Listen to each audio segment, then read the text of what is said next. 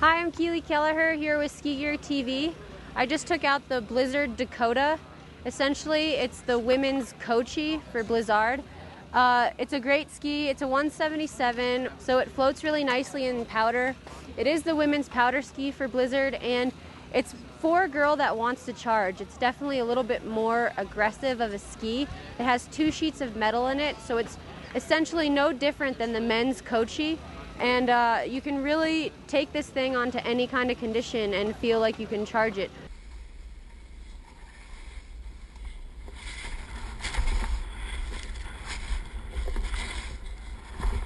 You're going to want to be into the front of the boot when you're skiing this ski, but it's a great time. I was skiing powder, and then I went into some bumps, and then I went into some groomers, and throughout every condition it felt solid and stable.